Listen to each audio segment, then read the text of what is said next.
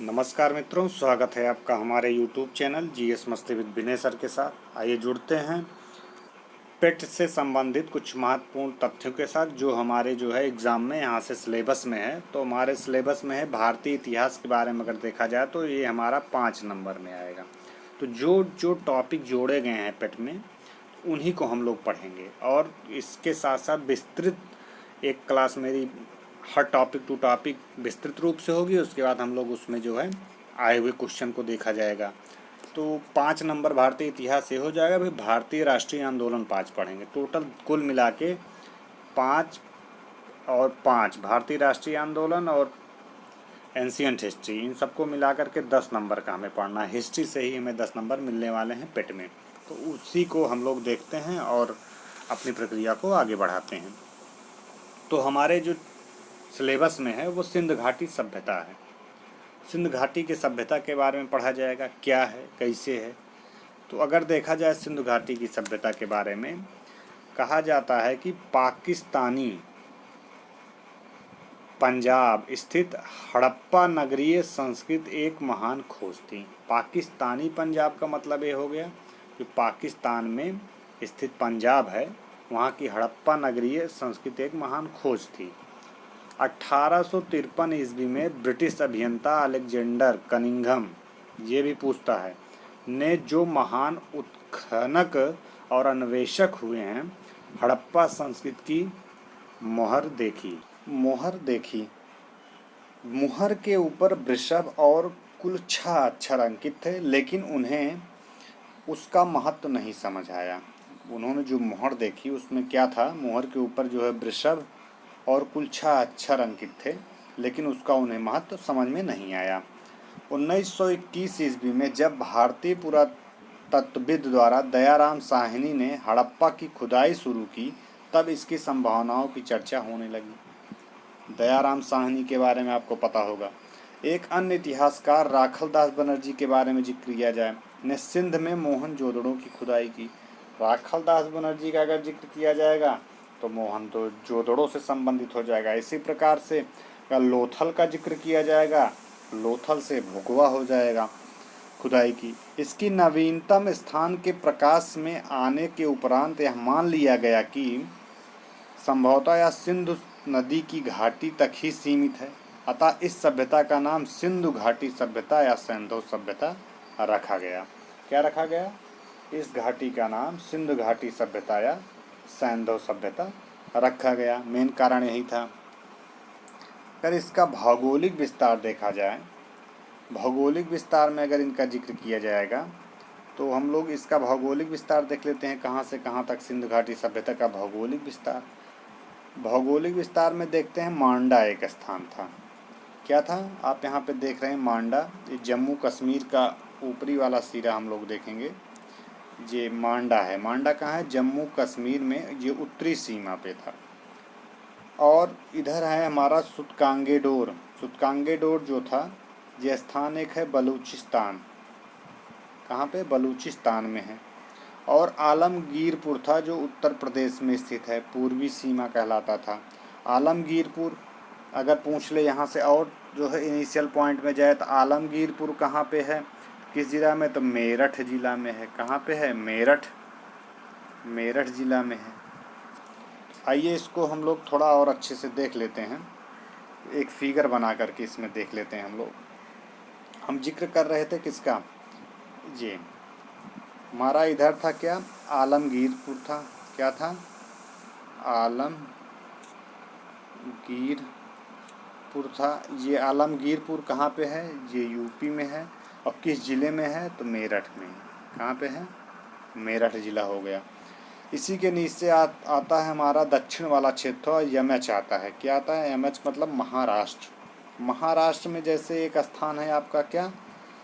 दैमाबाद। महाराष्ट्र का जो स्थान एक है, क्या है? यहाँ पे है दैमाबाद। दैमाबाद हो गया। ठीक, दैमाबाद अगर देखा जाए तो कहाँ पे है, किस नदी पे? एक नर्मदा नदी बहती है। कौन सी नदी है? नर्मदा नदी। नर्मदा नदी का जिक्र कर दिया जाएगा। अगर देखा जाए इसका पूरब से पश्चिम जो विस्तार है, ये 1600 किलोमीटर है। कितना?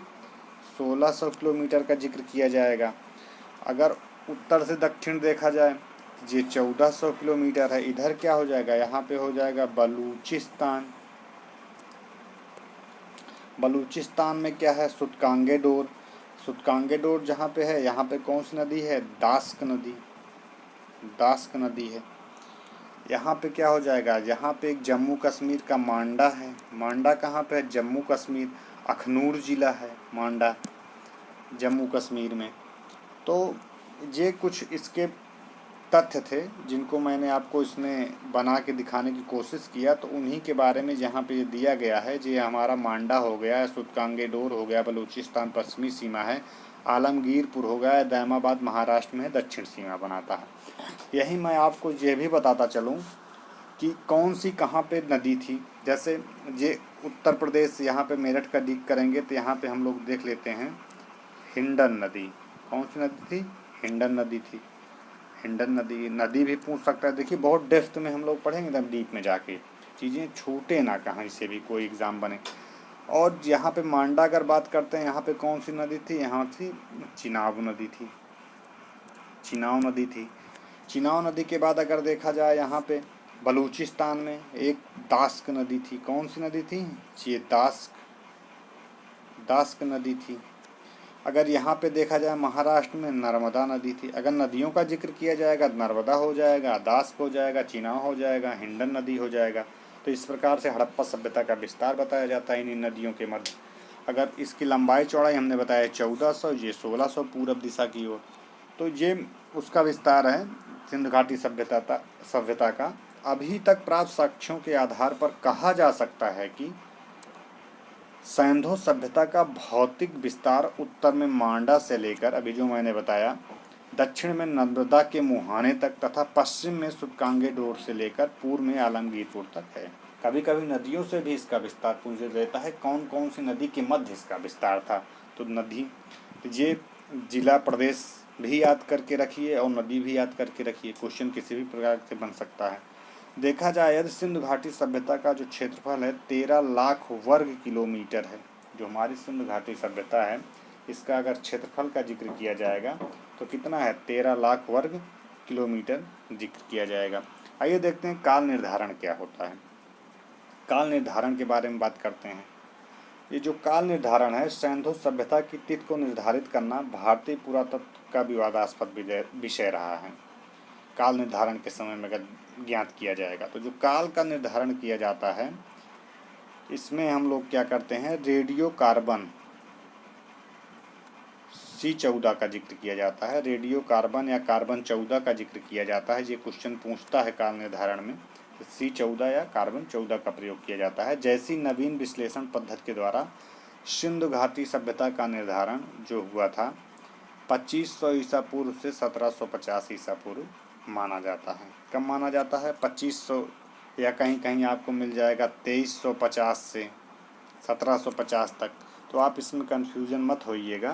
तो ये काल का निर्धारण इस प्रकार से इसमें किया जाता है। आइए देखते हैं कुछ अन्य विद्वानों द्वारा जो काल का निर्धारण किया गया था वो क्या है। जैसे काल निर्धारण की तिथि हम देखते हैं, जैसे जॉन मार्शल के बारे में बात किया जाएगा, बहुत बार पूछता है 3250 से 2750 के मध्य किसने काल का निर्धारण किया गया था, जॉन मार्शल द्वारा किया गया था। अर्नेस्ट मैके द्वारा 2800 से 2500 ईस्वी के द्वारा किया गया था। माधव स्वरूप द्वारा 3200 से 3500 से 2700 के बीच में। सीजे गैड द्वारा 2350 से 1750, और कहीं कहीं मिलेगा 2300 से 1750 दे देगा। उसके बाद मार्टिन व्हीलर द्वारा 2500 से 1500, फेयर सर्विस द्वारा 2000 से 1500। इसके बाद रेडियो कार्बन द्वारा कब किया गया था, 2350 से भी बताया 1750। एनसीईआरटी अगर बात करेंगे, एनसीईआरटी द्वारा क्या था, तो एनसीईआरटी वाले द्वारा जो था ये 2500, जो हमारी एनसीईआरटी मानती है 2500 से 1800 ईसा पूर्व। एक डीपी अग्रवाल जी थे। डीपी अग्रवाल ने क्या माना था, डीपी अग्रवाल अगर जिक्र किया जाए, डीपी अग्रवाल जी द्वारा, तो इन्होंने माना था 2300 ईसा पूर्व से 1700 ईसा पूर्व तक का जिक्र किया जाएगा। तो ये कुछ महत्वपूर्ण तथ्य थे। आइए और देखते हैं। नए आंकड़ों के अनुसार यह सभ्यता 400 से 500 वर्षों तक विद्यमान रही तथा 2200 ईस्वी पूर्व से 2000 ईस्वी पूर्व के मध्य यह अपना परिपक्व अवस्था में थी। सिंधु घाटी सभ्यता के निर्माताओं के निर्धारण का महत्वपूर्ण स्रोत उत्खनन से प्राप्त मानव कंकाल है। अगर पूछे महत्वपूर्ण स्रोत क्या है, तो जो उत्खनन से प्राप्त मानव कंकाल था वही महत्वपूर्ण स्रोत है। साक्ष्यों से पता चलता है कि मोहनजोदड़ो की जनसंख्या एक मिश्रित प्रजाति की थी। अगर मोहनजोदड़ो की जनसंख्या के बारे में पूछा जाए तो कैसी थी? एक मिश्रित प्रजाति की थी, जिसके कम से कम 4 प्रकार की प्रजातियां थी जो निम्नलिखित हैं। और प्रजातियों के बारे में पूछ सकता है।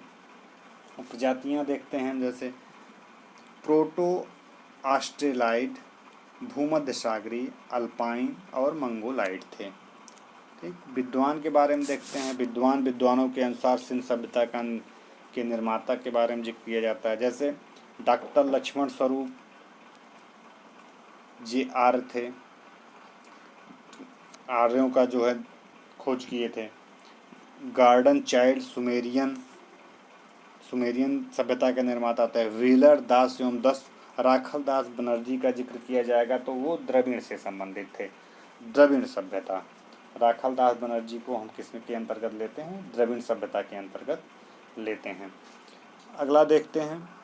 विभिन्न विद्वानों द्वारा सिंधु सभ्यता के निर्माताओं को द्रविड़, ब्राह्मी, देखते चलिएगा, यहाँ से क्वेश्चन पूछता है, ब्राह्मी, सुमेरियन, नृत, वाहिक, असुर, दार, आर्य प्रजातियों से संबंधित माना गया है। मतलब इन प्रजातियों से इन्हें संबंधित माना जाता है। और देखा जाए और क्या कौन सा पॉइंट बनता है, किंतु अधिकतर विद्वान प्राप्त साक्ष्यों के आधार पर द्रविड़ को ही सिंधु घाटी सभ्यता का निर्माता मानते हैं। अगर देखा जाए कुछ और विद्वान हैं जो द्रविड़ को ही क्या मानते हैं? द्रविड़ को ही सिंधु घाटी सभ्यता का क्या मुख्य निर्माता मानते हैं। तो यहाँ से भी क्वेश्चन आपका बन सकता है। इसके बाद हम लोग थोड़ा और महत्वपूर्ण तथ्य देखते हैं। हड़प्पा सभ्यता से संबंधित प्रमुख स्थलों के बारे में देख सकते हैं क्या कैसे है। आइए थोड़ा देखते हैं। हड़प्पा सभ्यता से संबंधित प्रमुख स्थलों के बारे में थोड़ा लिख के देख लिया जाता है, एक एक चीज़ें क्लियर होती चलें आपकी। जैसे हड़प्पा सभ्यता से संबंधित पूरा स्थल उपमहाद्वीप के भारत, पाकिस्तान, अफगानिस्तान से प्राप्त हुए हैं। कहाँ से प्राप्त हुए हैं? हमारे भारत से प्राप्त हुए हैं। भारत, पाकिस्तान और अफगानिस्तान से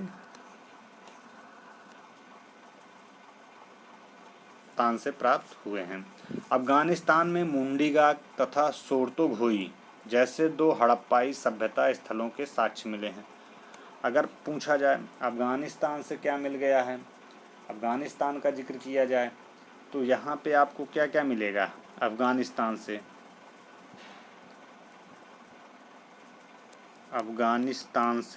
क्या क्या मिला है? हमारा जो अफगानिस्तान से मिला है, मुंडीगाक मिला है और क्या मिला है? सोर्तोघोई मिला है। मुंडीगाक और सोर्तोघोई जैसे हड़प्पाई सभ्यता स्थलों के साक्ष्य मिले हैं। अगर देखा जाए सिंधु सभ्यता का विस्तार पूर्व से पश्चिम तक, हमने अभी बताया था 1600 किलोमीटर, ये पूर्व से पश्चिम का जिक्र हमने किया था, ये 1600 किलोमीटर। और उत्तर से दक्षिण का अगर जिक्र किया जाए तो 1400 किलोमीटर है। तो ये कुछ महत्वपूर्ण हड़प्पा सभ्यता से संबंधित तथ्य थे। आगे वीडियो हम और लेके आएंगे इसी से संबंधित कुछ महत्वपूर्ण तथ्यों के साथ। यदि यह वीडियो अच्छा लगा हो मित्रों, इसे शेयर और सब्सक्राइब करिए तथा अपने कमेंट इसमें ज़रूर लिखिए। हम मिलते हैं अपना दूसरे वाले वीडियो में। तब तक के लिए धन्यवाद मित्रों।